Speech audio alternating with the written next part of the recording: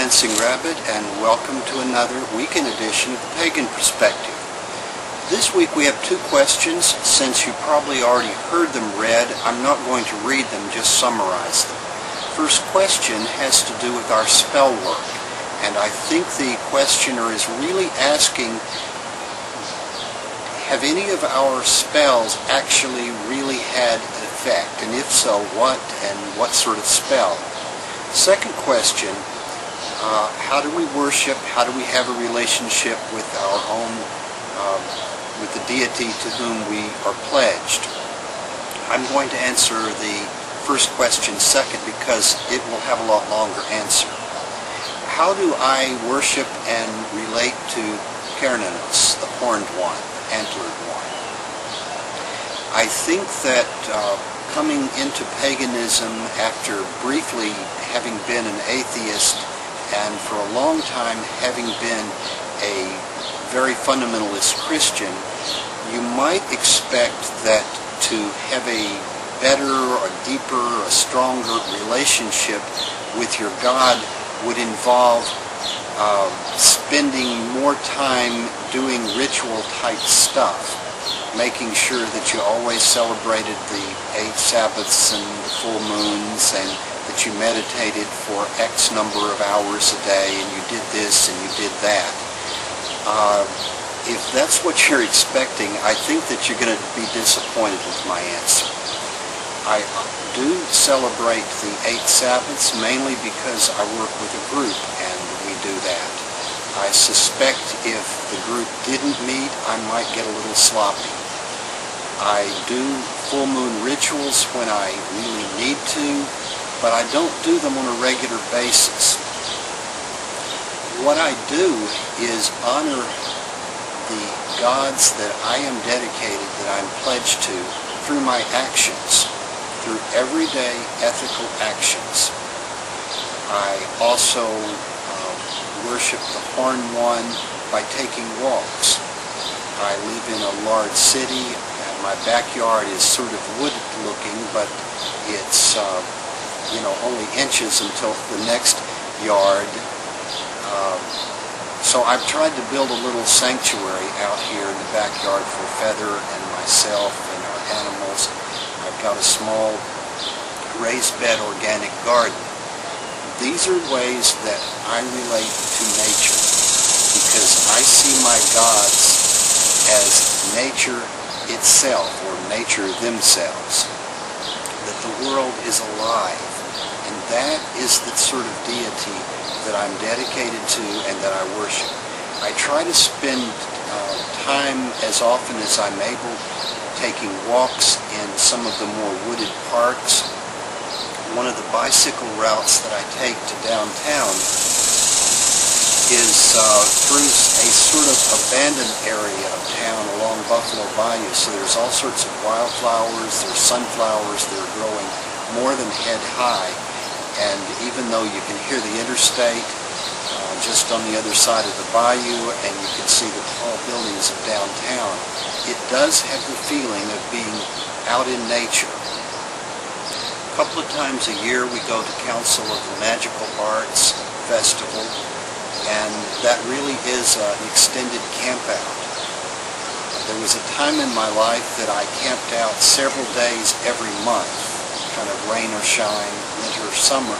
I'm not able to do that anymore because of where I live and things like that. But I guess the quick answer, how do I build a relationship? How do I worship my deities? I do that through ethical actions, seeing the gods in the eyes of my fellow humans, my fellow creatures here on earth, and by getting out in nature. And yes, I do some formal and informal ritual. Okay, about spell work. I think one of the spells that I have done that had the most effect was to make a Mojo bag. I would call what this Mojo bag did glamoury. About 2.5 years ago, I took a teaching job at a charter school, which turned out to be housed in a building owned by one of the local mega churches.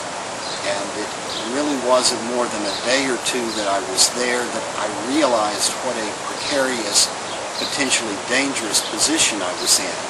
If any of these folks found out about my religious beliefs and practices, I'd be immediately out of a job. So I asked Crazy Boy TX for some help, and he gave me instructions for making a Mojo bag that would basically cause the people that I encountered to see me in the very best possible light. And so I made it. I carried it on my person every single day of school for the 2 years I worked there, and I fed it iron filings every new moon to keep the magic working. And so I completed my little over 2 years with the school without incident, without any incident at all. In fact, several of my co-workers complimented me on what a fine Christian man I was. And of course I just smiled and nodded and thanked them for it. You know, little did they know they were talking to a pagan who worships the horned god. So I feel like it worked. Now, you know, perhaps this was Dumbo's feather, that there was no real magic or power in it. I was just lucky. Or perhaps believing in it caused me to act more confident and also more cautiously than I would have. But I really don't care. In any case, it worked, and I made it through the year. And I suspect if I'd not done this, that the year could have turned out very different. I do have the video of me making the bag posted as a video response. So if you're interested in making this particular Mojo bag, you can go to that video and see in detail how I did it.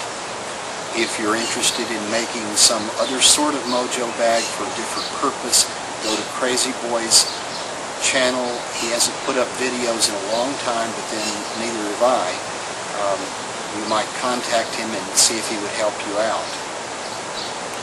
The other magical spell, the other working of magic that I've done fairly regularly, I've done it when I need it. I mean, I don't go out just doing magic because I'm a witch and that's what witches do. If I have a need and magic sort of fits with it, I've done the mundane stuff, but it needs a little extra push, or it's something more spiritual, less physical, then I'll do magic. This one's in Starhawk's book, The Spiral Dance. If you'd like to do this yourself, you need some salt. I'm using some coarse sea salt, and you need a glass with some water in it. You might also use your athame or your pentacle. If you're into tools, I'm simply going to use my hands. The basic purpose of this spell is to cleanse. She calls it saltwater cleansing. I've often called it saltwater banishing spell, because the idea is to cleanse yourself of hurt feelings, negative emotions that you're carrying around, and to get rid of them. So you want to think it as cleansing, banishing, whichever. In any case, grounded center, and imagine that a white flame is going to pass down your arm, out your finger, into the water, or your athame if you're using it, and say these words or something similar. Creature of water, I cleanse you for this rite. Pour a little salt, maybe a half a teaspoon, quarter teaspoon of salt, doesn't have to be very much, into your left hand.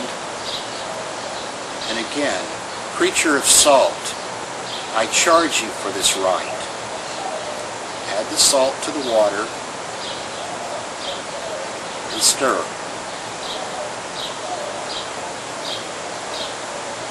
The salt doesn't have to completely dissolve, but it should dissolve somewhat. Now,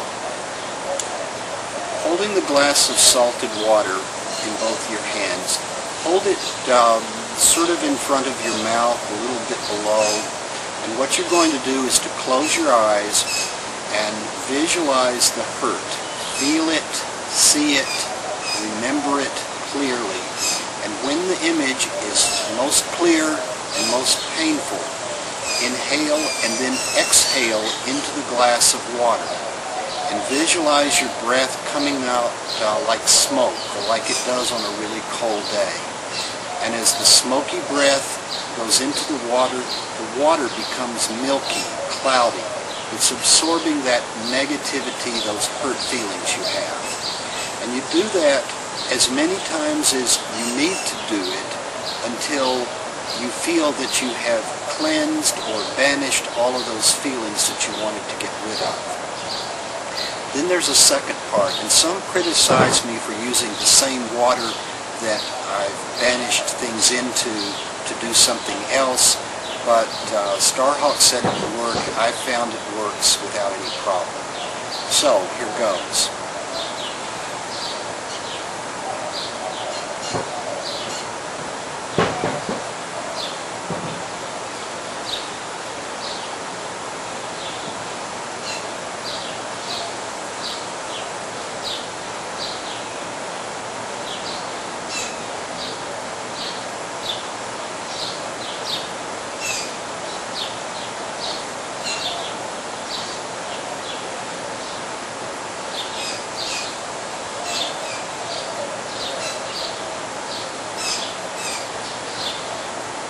When you've cleansed yourself of all the negative feelings, hold a glass of water up and remember a bright, clear, beautiful, sunny day. Imagine yourself stepping out into the sunlight. An array of sunlight shines down into the glass of cloudy, negative water, and the clouds begin to clear. They begin to burn away, and the glass of water begins to shine and to sparkle and to glow as the rays of sunlight bounce off of it and filter through it until it is clean and pure and full of energy. Then bring the glass of water to your lips and take a small sip and feel the water trickle down your throat and feel yourself re-energized.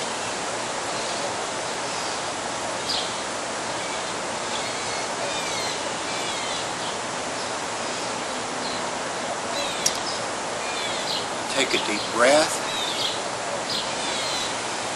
let it out, gently open your eyes.